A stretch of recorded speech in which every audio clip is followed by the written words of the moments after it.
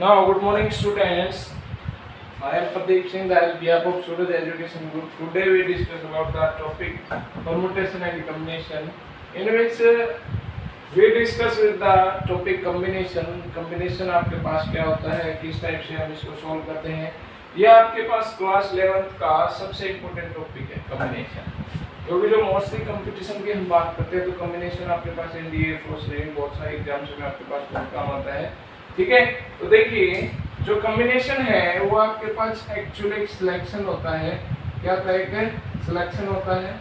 Example, हम बाजार गए, हमने 5 टी शर्ट्स देखी, उनमें से हमने 2 टी शर्ट्स को सिलेक्ट कर लिया. यानी कि यहाँ जो कॉम्बिनेशन है उसका फॉर्मूला बनता है NCR. That's means n objects को क्या करना है, मैंने n ऑब्जेक्ट्स को टेकन r टाइम. क्या करना है? Taken r time. n objects को मैं r टाइम्स आपके पास क्या है साथ में लेके चल रहा हूँ, तो आपके पास क्या बोला जाता है? कॉम्बिनेशन बोला जाता है. तो NCR आपके पास जो फॉर्मूला होता है वो आपके पास क्या मिलता है? n factorial divide by r factorial multiply with n minus r factorial. ठीक है, अब दैट्स मीन्स जो NCR है वो आपका इसके बराबर आया है. अब हमें पता है n factorial divide by n minus r factorial, ये आपके पास किसके बराबर होता है? NPR, जो टोटल नंबर ऑफ परम्यूटेशंस आपके पास अरेंजमेंट्स होते हैं उसके बराबर होता है, इज इक्वल टू NCR. यहाँ हमने आपके पास क्रॉस मल्टीप्लाई किया, so NPR number of permutations is equal to NCR multiply R times. R times में आपके पास ये आपके पास फॉर्मूला एक और इम्पोर्टेंट रिजल्ट आपके पास निकल के आता है. ठीक है, अब एक वेरी इजी मेथड भी है, जैसे मैंने आपके पास लिखा है एग्जांपल. अब जो प्रॉपर्टीज हैं चलो उसको भी साथ साथ डिस्कस करते हैं, वो एग्जांपल मैं बाद में बताता हूँ. यहाँ सबसे पहले जो प्रॉपर्टीज हैं जो यार रिप्रेजेंट हैं, रिजल्ट देखिए आपके पास क्या रिजल्ट है. जो आपके पास सिंपल पहले के रिजल्ट है वो तो आपको पता है 0 फैक्टोरियल 1 होता है, 1 फैक्टोरियल आपके पास है 1 होता है. ठीक है, अब देखिए जो इम्पोर्टेंट रिजल्ट्स है आपके पास कॉम्बिनेशन के, वो इम्पोर्टेंट रिजल्ट्स क्या हैं? सबसे पहला इम्पोर्टेंट प्रॉपर्टी है, if NCA is equal to NCB then जो n है वो आपके पास क्या मिलेगा? A plus B. Either n is equal to A plus B और A is equal to B. इन दोनों में से एक प्रॉपर्टी आपको मिलेगी. ठीक है, यानी कि या तो आपके पास दोनों का बेस जो कॉम्बिनेशंस का आपके पास कोई भी वैल्यूज को r टेकन टाइम लेके चल रहे हैं वो आपके पास इक्वल मिलेगा, या total number of n object is equal to A plus B मिलेगा. जैसे इस प्रॉपर्टी का एग्जांपल आपके पास क्या है, यदि आपके पास NC2 is equal to NC5, ये रिजल्ट आपको गिवन है. हमें फाइंड करना है NC3. क्या फाइंड करना है? NC3. अब मुझे पता है इस रिजल्ट को लेके चलेंगे, आइदर क्या मिलेगा?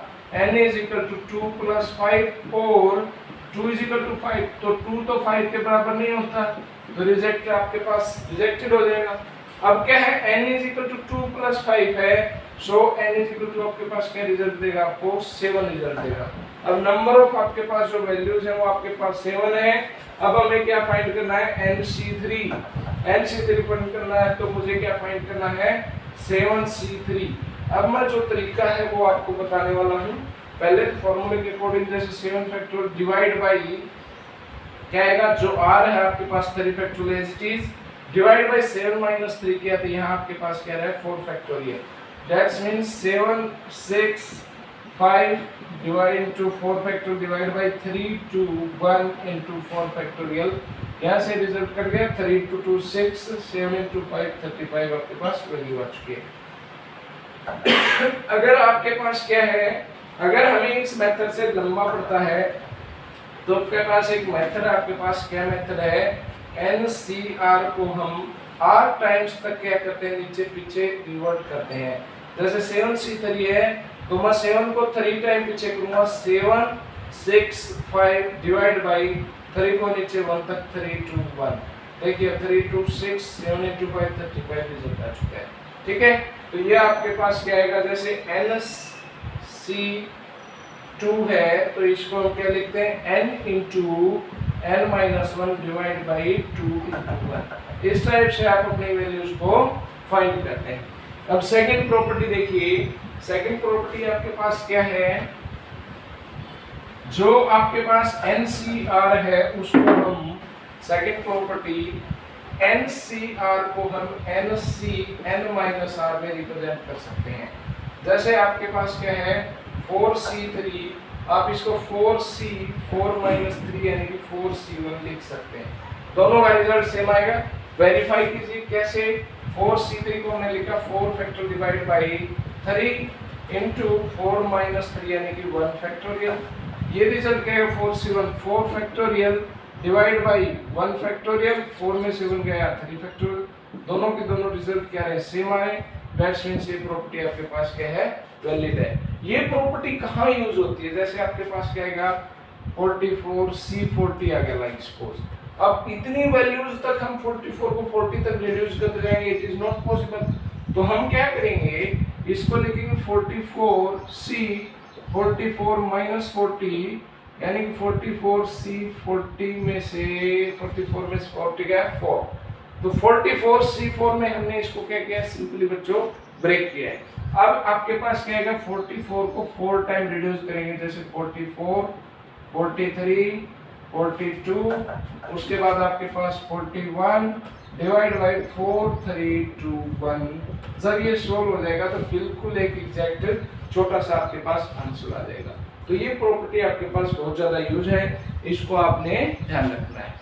अब नेक्स्ट प्रॉपर्टी आपके पास क्या है, नेक्स्ट प्रॉपर्टी देखिए आपके पास क्या है, property number third. Property number third क्या कहती है, यदि आपके पास क्या है result, if NCR plus NCR-1 ये रिजल्ट आपके पास है, देन क्या होगा, जो n में एक इजाफा हो जाएगा n+1 और ये क्या बनेगा CR आपके पास रिजल्ट बन जाएगा। दैट्स मींस आपके पास क्या है, यदि मैंने एग्जांपल दिया है इसको समझना, क्या है 17C11 प्लस 17C11 में से 1 गया 10, तो ये क्या बनेगा 17 + 1 और C आपके पास 11 एज इट इज, क्या मिलेगा C11 as it is, that is equal to 18C11 आ जाएगा। ठीक है, अब ये आपके पास सिंपल प्रॉपर्टी थी। इस प्रॉपर्टी का बहुत ज्यादा यूज है, ये आपको घुमा फिरा के एक्सचेंज करता रहेगा, राइट लेफ्ट लेफ्ट राइट, तो आपको ध्यान से देखते रहना है। ठीक है, अब इसके बाद आपके पास जो नेक्स्ट प्रॉपर्टी में आपके पास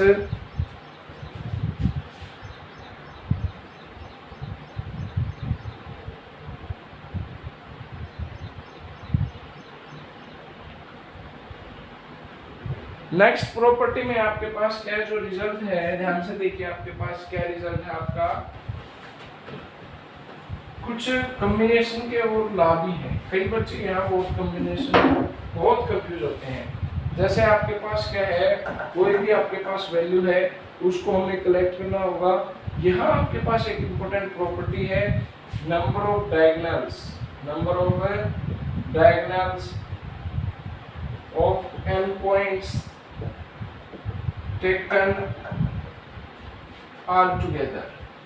ठीक है, एंड नॉन कोलिनियर पॉइंट्स, क्या है नॉन कोलिनियर पॉइंट्स हैं, देन आपके पास नंबर ऑफ डायगोनल्स क्या बनेंगे, ये फार्मूला है NC2 - n, यानी कि अगर मुझे कहे I of n = 10 10 non collinear point है तो उनके बीच कितने डायगोनल्स बनेंगे। अगर आपके पास एक शेप बनेगी तो नंबर ऑफ डायगोनल्स आपके पास क्या बनेंगे NC2 यानी कि 10C2 - 10, क्योंकि 10 पॉइंट्स जो आपके पास कनेक्टेड हैं जो आपकी साइड्स में भी आपके पास काउंट आएंगे। ठीक है, तो 10C2 आपके पास 10 × 9 2 × 1 -10, तो यहाँ आपने 5 पे 5 45 - 10 किया 35 रिजल्ट आ गया।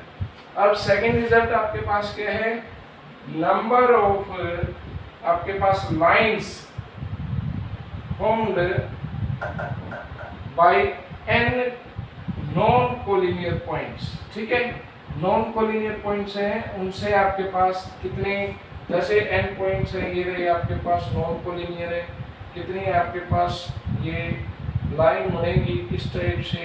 ठीक है, ये आपकी लाइंस है। ठीक है, आपस में कैसे डिस्कनेक्टेड रहेंगी, ठीक है, कैसे इनका कनेक्शन रहेगा, तो ये आपके पास फॉर्मूला बनता है NC2 क्योंकि दो पॉइंटों के बीच आपके पास एक लाइन को हम क्या कर सकते हैं, फाइंड कर सकते हैं। ठीक है, अब नंबर ऑफ ट्रायंगल्स, इसका एक एग्जांपल है number of handshakes. Number of handshakes वो आपके पास किसके ऊपर होता है, NC2। भाई आपके पास एक पार्टी के अंदर 10 व्यक्ति आए, n=10 थे, कितने व्यक्तियों के आपस में हाथ मिले वो क्या बताएगा आपके पास 10C2। 10C2 का मतलब 10, 9 2 1 यहाँ से 5, तो कितने मिलेंगे 45 आपके पास टोटल हैंडशेक हुए। क्या हुए, 45 हैंडशेक्स। तो ये रिजल्ट आपके पास यहाँ से आएगा। अब क्या, number of triangles formed by n non collinear lines या नॉन कोलिनियर पॉइंट्स। ठीक है, तो ये आपके पास क्या मिलेगा, NC3। क्या मिलेगा आपके पास, C3, क्योंकि 3 पॉइंट होंगे, उन 3 पॉइंटों के बीच आपके पास क्या आएगी, कोई भी जो ट्रायंगल है वो आपके पास ड्रॉ हो सकती है। आई बात समझ रहे हो बेटा? तो इस टाइप से आपके पास बहुत से पॉइंट्स और क्लूज हैं जो आपके पास नंबर ऑफ पॉइंट्स, कोलिनियर, उसके बाद नॉन कोलिनियर है, डायगोनल है, और उसके बाद नंबर ऑफ ट्रायंगल्स है। थैंक्स। नेक्स्ट वीडियो में हम न्यूमेरिकल वैल्यूज को भी करेंगे।